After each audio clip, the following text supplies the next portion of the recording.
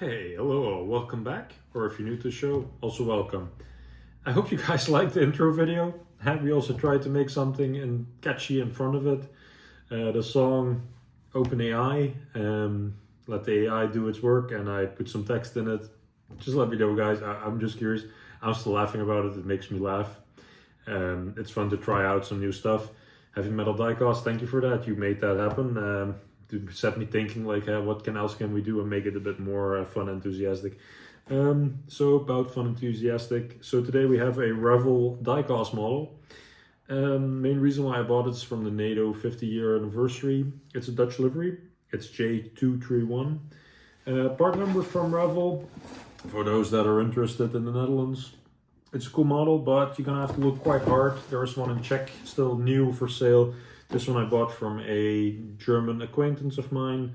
He has a big collection. Please check him out, flyjets.de. Really nice guy, and he sometimes sells out of his collection. Box is a bit damaged, unfortunately, but we're going to open her up. There's not much you can do to these models. It's a bit like a Woody Wings or other models. Everything's already installed, but still, it looks really good. A friend of mine also has it, and he said like, hey, it's very much worth it. Try and find one, so we found one. So we're gonna unpack her, have a look at the close-up details, and then see what it is. Alrighty guys, so quite a big box. Some details on it, as in Dutch. A perfect copy in all colors and paint and details. Now, I have to say I like that they put it in all the languages on there, even in German, French. Some basic info about the F-16. Some base info also in there. I have to say, Revell, it's a shame they stopped doing this, because I really liked it. And German and in English here also. And on the back, also again a ton of info, especially for age restriction. Children under 3 years old. Now, I think diecasters should be a bit more older even, but children are for 3, it's apparently perfect. So that's quite interesting. Let's have a look. Robert, a friend of mine out of Germany, tried to package it as well as possible. He did it best, but just the foil that got damaged a little bit. It's not the greatest material, I have to say. I'm not sure yet if I even will keep the box, because it doesn't add much value to protect it. Let's have a look. I hope I don't need too many tools to get it out of the box.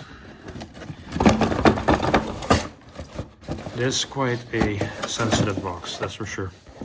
I do like that they had put some time into the scheming so that it looks like it's flying up in the air.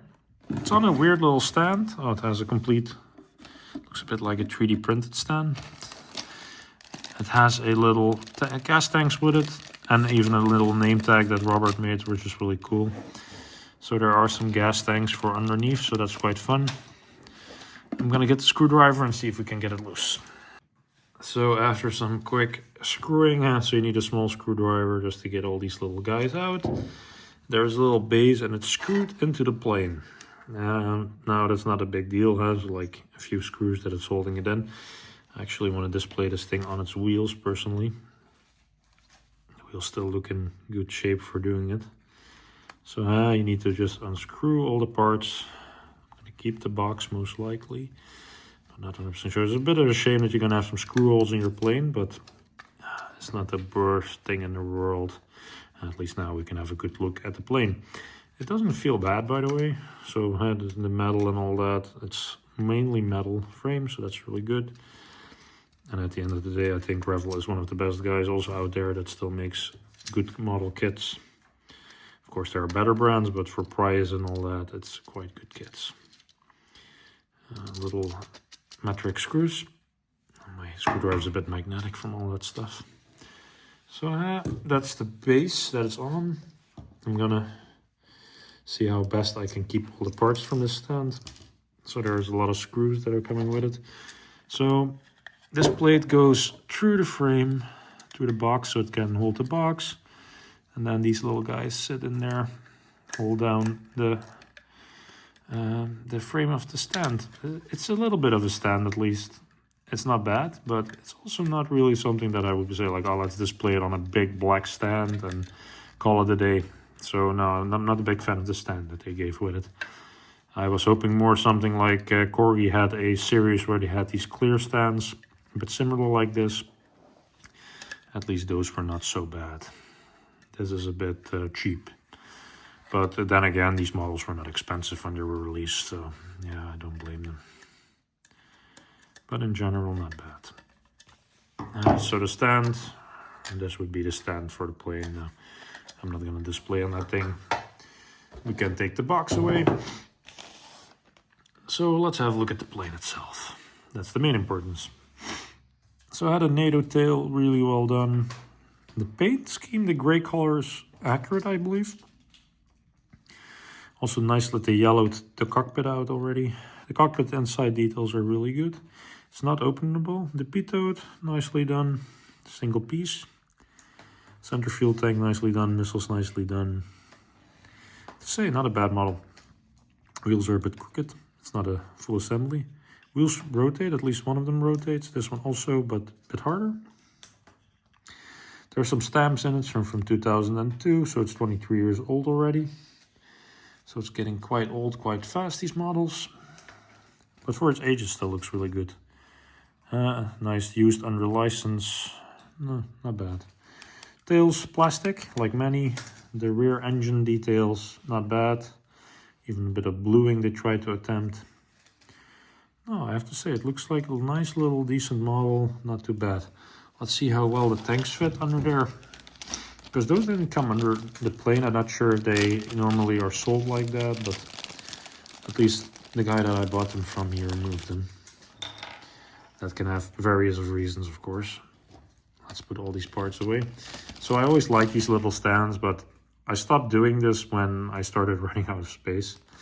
It's a cool way of displaying with your models, a bit like a museum piece.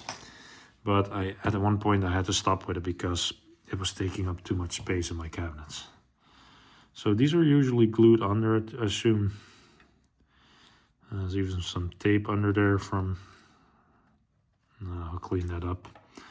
But I'm going to probably glue these back in place, because I believe from Revell out there also glued on the frame, which is not a big deal. Tanks are a bit too big for an F-16 anyway. They still click on quite well, so that's not bad. Maybe I'll leave them as is.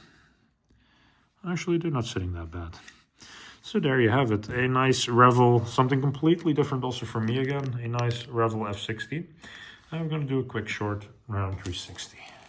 So yeah, I have to say, I'm quite surprised that it's that well. I actually like this model. It's a nice clean little model. The details are really good, and back then for the price, and now still nowadays they go for around 60, 70 euros average. I luckily paid only like around 50 for this one with shipping. So I have to say, not too bad for the price. It's a nice little detailed model, and it's actually more die-cast than you expect.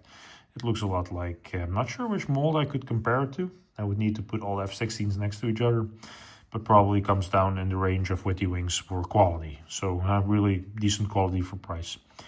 So thank you again for watching. Please like, share, subscribe, leave a comment. It's always very welcome, and hope to see you on the next video. Thank you.